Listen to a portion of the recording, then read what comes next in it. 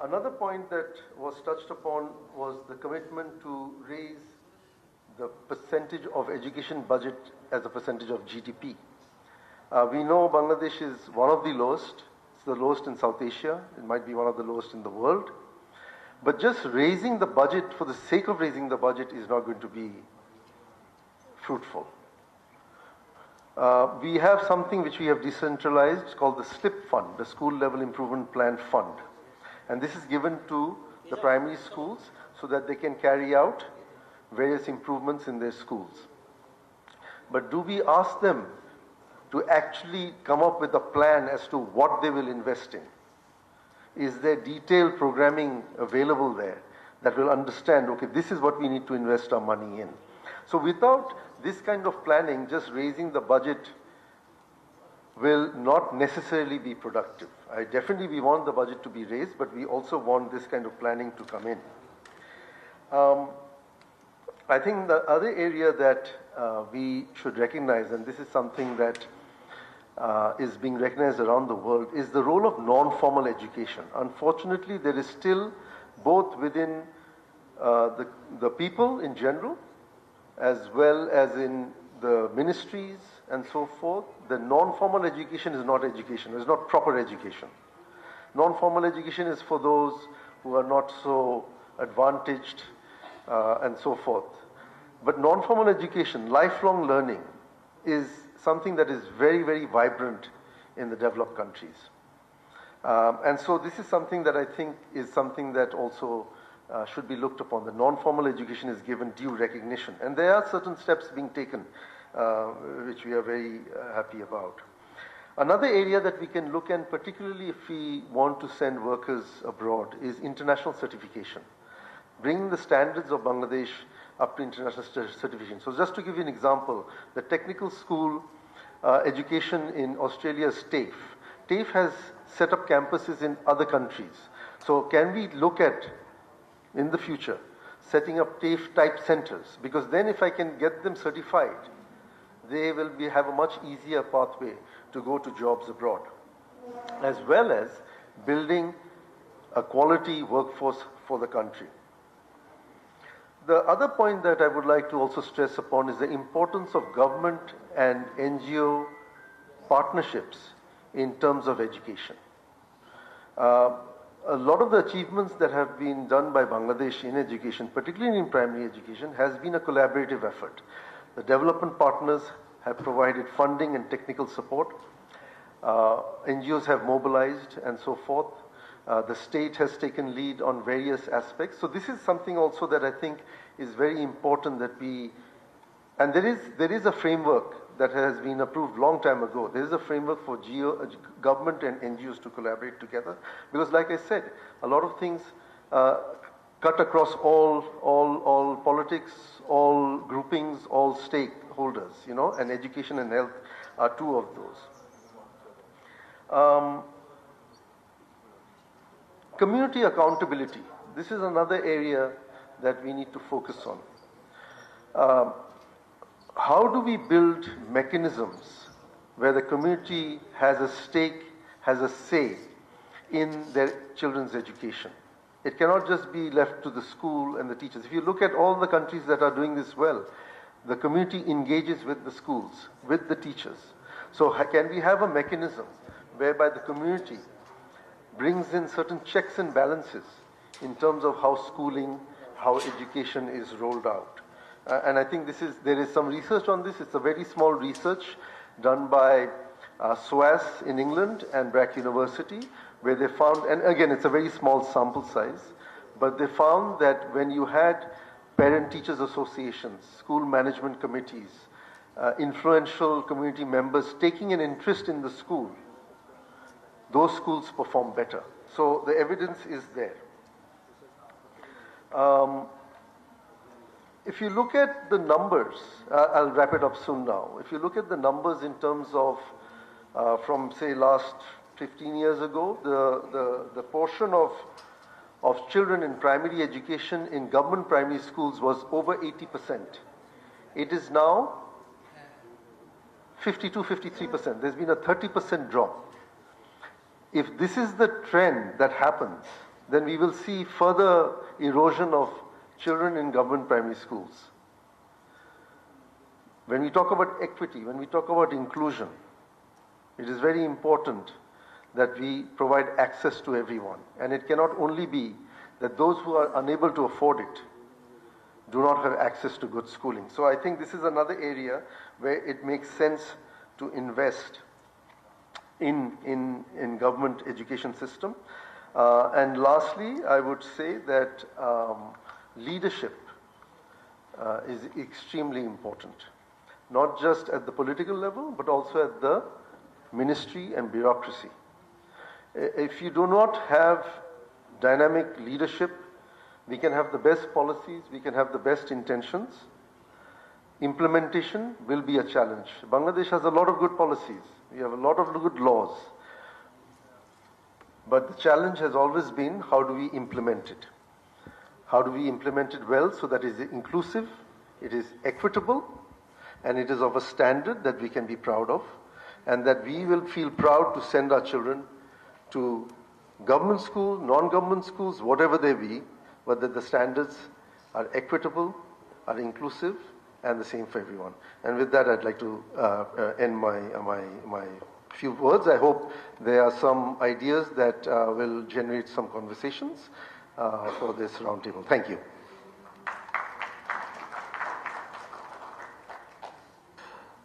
Thank you, Safi Rahman Khan, for your interesting perspectives, and I think bringing some very key topics in as well, and especially in terms of international certification, and also one of the you've also talked about quality, ensuring quality, and also the issue of resource mobilization, which is a very important key factor. Again, we'll have a Q&A session later, so we'll just move on to our next speaker. Also, Dr. Monora Mohammad Yusuf has joined our event today, so I'll welcome you.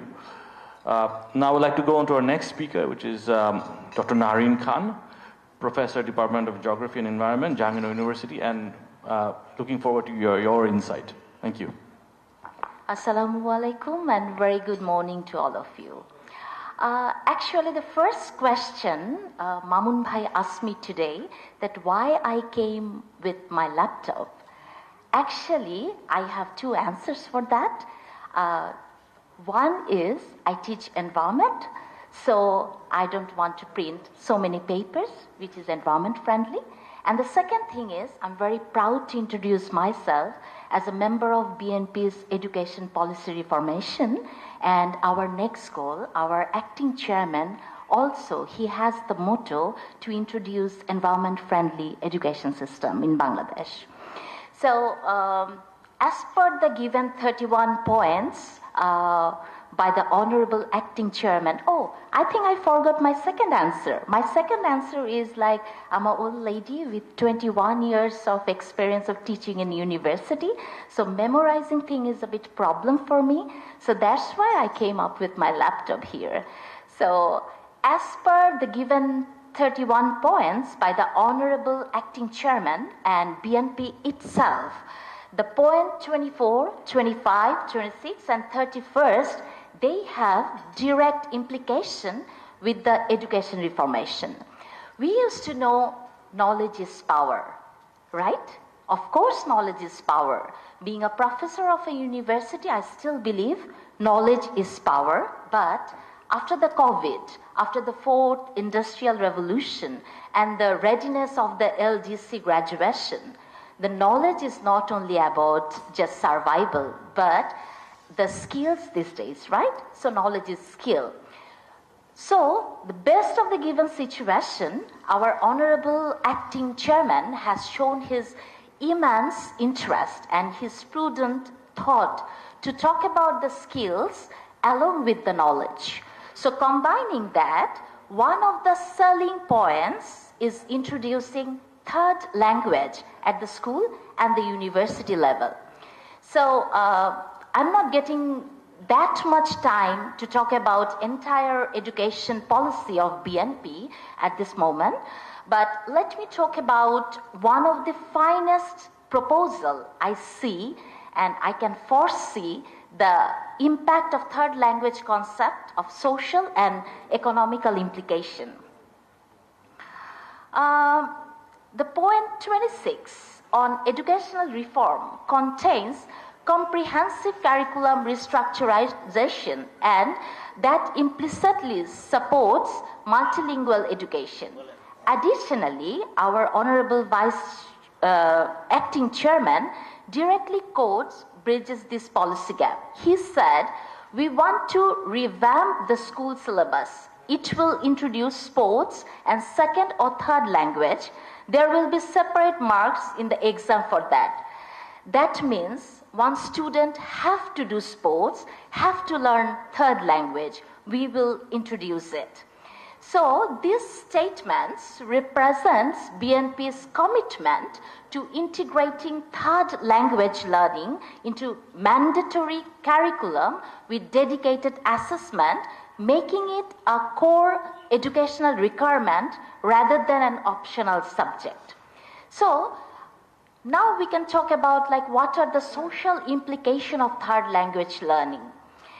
There are a lot of benefits. Most of them you are from outside of this country, so you know what is the benefit of learning third language. Third language proficiency transforms student into a cultural ambassador, permit deeper engagement with diverse communities both domestically and internationally. In Bangladesh's ethnically diverse landscape, multilingual competency fosters national unity while respecting linguistic minorities. Currently, foreign language proficiency remains largely concentrated among Bangladeshi elite classes. BNP's mandatory third language policy democratizes access to linguistic skills, potential reducing educational inequality and expanding social mobility opportunities for students from all economic backgrounds.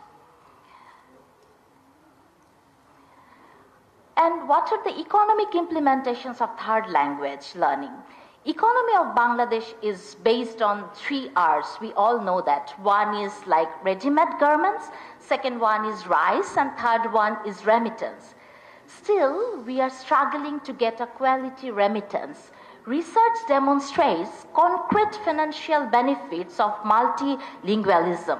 In various international contexts, bilingual workers earn 3.6 to 6.6 more than monolingual peers. Bangladesh's 170 million population represent enormous untapped potential for monetizing language skill. Third language proficiency directly addresses Bangladesh's employment crisis by creating globally competitive human capital. As the country transitions from labor-intensive to skill-based economy, multilingual workers became essential for accessing international markets, foreign investment, and technology transfers. Almost we have 10 million people outside of Bangladesh. The amount of money they send and the remittance we receive is not enough. Whereas we could get 3 to 4 times more remittance if we could only learn a third language based on the particular market demands. Currently, 92% of Bangladeshi migrants work in Asia with only 5% in Europe. Strategic third language education, particularly European language like German, French, Spanish, could increase European migration from 5 to 25% within a decade, significantly boosting remittance flow and reducing dependence on Middle Eastern markets. So, even if you know only German, this language proficiency alone opens access to Europe's largest economy and key trading partnership, as German remains the primary trading partner for most of the European countries. So following Tariq Rahman's third language learning would be embedded from primary levels with dedicated examination marks, ensuring systematic skill development rather than superficial exposure. So there are a lot of economic sectors benefits like garments and manufacturing. Buyer can direct communication with the European buyers, IT service, access to German, French, and Spanish speakers market, tourism, education, and training. So strategic third language education positions Bangladesh to capture high-value service exports, reduce brain drain through domestic opportunities, and transform its demographic dividend into genuine economic advantage through skilled multilingual workforce development. The BNP's third language policy represents not merely educational reform, but economic transformation strategy, converting Bangladesh's human capital into globally competitive assets while fostering inclusive social development through democratized linguistic access. Now, I have a bad news for Oshim Bhai. Oshim Bhai said this morning that there are 2 universities in Bangladesh having world ranking between 1 and 500. But this morning, I have a very heavy heart to see a news where it says that no university in Bangladesh has ranked in between 1 and 500 in world ranking. World Bank no, this is the today's news, and ranking is always changing, like you know. And the second one is World Bank says our 11th grade student standards are equivalent to the 7th grade in international standards. Singapore considered our undergrad standard as the same of their foundation course. And the last one is Bangladeshi MBBS, the medical study, doesn't get the approval from World Federation of Medical Education, WFME. I want to say something that I'm always very punctual, but today I was late. You know why I'm late? Because I have some vision problems, so I have my new spectacles. So if you really want to reform your education system, you need a very good spectacle that through that lens, you can see every bit of the problems. And I think BNP is working for educational reformation, and which will be completely beneficial for our future generation. So let's hope for the best. Thank you. Thank you, Dr. Nareen Khan. Some interesting perspective there and some very dismal statistics. But we would like to be hopeful. Bangladesh Nationalist Party as a party is a hopeful party. So we look forward to a bright future.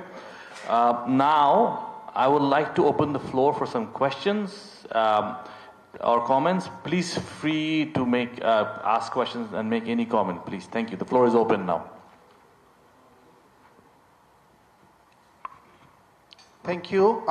This is Moazzam from BRAC.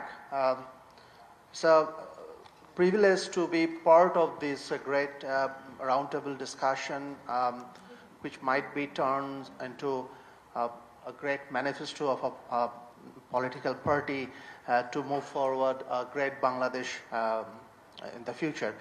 So my particular question to the panelists, one panelist rightly mentioned about the learning poverty. So probably you all are aware that the National Student Assessment from 2022 shows us still students are struggling with their Bangla reading proficiency. And on the contrary, when we are listening, there is a third language policy is coming through the next manifesto of BNP's election mandate. So how we would balance in between these two? The learning poverty one is struggling with the Bangla reading proficiency as well as the foundational literacy and numeracy. Still our primary graders are struggling, and we are going to introduce also the third language policy, how we will be bringing this balance in between these two. So this is one question. And secondly, probably we all notice that currently STEM education is gradually decreasing. The trend is decreasing. So mostly people are, when they are graduating, they are not preferring science education or math education. and whoever graduating from STEM stream, they are also going abroad for the better livelihood opportunities. So how we can attract this and resist this brain drain? What policy we can bring into this manifesto? That is also another question to the panelists. Thank you.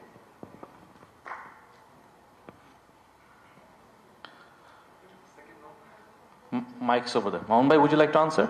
Very quickly on reflect on the second point. Right. Yes, you're absolutely correct in terms of your reference to the reading habit of both English and Bangla. This is unfortunate, and I touched upon the point about the pass rate, particularly in the primary education level, which is near to 100. And secondly, no investment particularly have been made properly. Investments were made, but due to the corruption and the nexus between the education administration and the politician, the money has been grabbed. The reason to me is one of the issue I've said, that quality teaching and the curriculum. But the second issue, we have to remember all the investment mostly went to the infrastructure, because regardless of foreign aid or even the money came from the government invested in the education was properly utilized. So it went to infrastructure, having the understanding that it will be enjoyed by the politician and the contractor in the nexus. So infrastructure was not properly built. And second point, in fact, raised by Oshim Bhai in the morning, that investment didn't go to the good quality teachers. And also, I touched upon on the learning poverty, what I said, that due to the inability of the parents to provide tuition to their students was another reason. So on the one hand, we didn't have the proper teachers in the primary schools. And secondly, poor families do not have the money to provide extra tuition to their children. So I think these are the two reasons should be looked upon when BNP will be expending 5% of the GDP to the education. Going to your second point of brain drain, I forgot to mention in the morning, I think one of the prerequisites to reinvigorate the education of Bangladesh would be to academia-industry relationship. And it is very important to understand. I think I'm very happy to have one of the members of BNP's Education Reform Committee beside me to have a serious look into the matter, that how can they improve academia-industry relationship. In doing so, on the one hand, you will understand the need of the industry. On the other hand, you can then improve your curriculum. In doing so, employment rate can be enhanced. The brain drain can be protected, because the young scholars or young student would know that there are opportunities for us if we have appropriate skills, and the curriculum is well matched with the industries. Look, when we talk about the brain drain, there are a number of workers from India and Sri Lanka are working in our ready-made garment sector and other export sectors. But unfortunately, our graduates are going outside. So this is a missing link. So if this area could be reviewed, I think good opportunities would reveal for the stream student, you said. So this is very important to develop academia-industry relationship, and a mechanism is I think it should be a must for the next government. Thank you so much for your nice question. I just wanted to answer the third language thing. Actually, in Bangladesh, we always learn a third language, which is Arabic, through our religious class. So our proposal would be like that we will not gonna learn Arabic as a part of religion. So we will learn it as a separate language. And you are absolutely right that we have a different sort of educational system in Bangladesh. Whatever we see in Dhaka or very privileged group, we can see in Bheramara Chagolnaya, right? So those are the basic differences. But that last 17 years, the previous government, they made a sort of thing which called Srijanshil Shikha, creative learning, and that made our students most it's a very bad thing they introduced. So actually right now we are working on the BNP's like education policy reform, but for like betterment of our policy, I cannot disclose everything right now, but just to tell you that through this educational policy, we will generate a huge number of like employment through the education system, and we will introduce the joyful education for kids, that no kids will stay in the morning that I don't want to go to school, I have like a stomachache, you know, someone like invisible stomachache we all had in the morning when we had like school time, right? So actually I cannot like tell every bit of this policy right now, but just to give you a hope that third language learning would be a mandatory, and I think we will implement it. Thank you. Thank you to our panelists for some very sharp responses and to the point responses to the question. I think one of the three things that key points that have come up in all our speakers is the importance of primary education, vocational education, and the third language. I think we will all agree these are one of the three components that we need to integrate within our education system and focus on, stress on. I would now like to move on to our next speaker. I would like to invite Maulana Muhammad Yusuf, Assistant Organizing Secretary of International Qiraat Foundation, Bangladesh. Madrasas are a very key, extremely key component of our education system, and their perspectives matter. So it is, I would like to invite Maulana Muhammad Yusuf up to the podium to say his, or to give his valuable insight on the matter.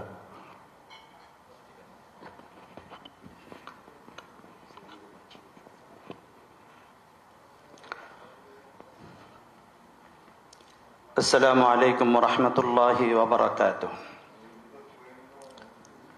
نحمده ونصلي على رسوله الكريم أما بعد. قال الله تبارك وتعالى: أعوذ بالله من الشيطان الرجيم. قل هل يستوي الذين يعلمون والذين لا يعلمون إنما يتذكر أولو الألباب. وقال الرسول صلى الله عليه وسلم: خيركم من تعلم القرآن وعلمه.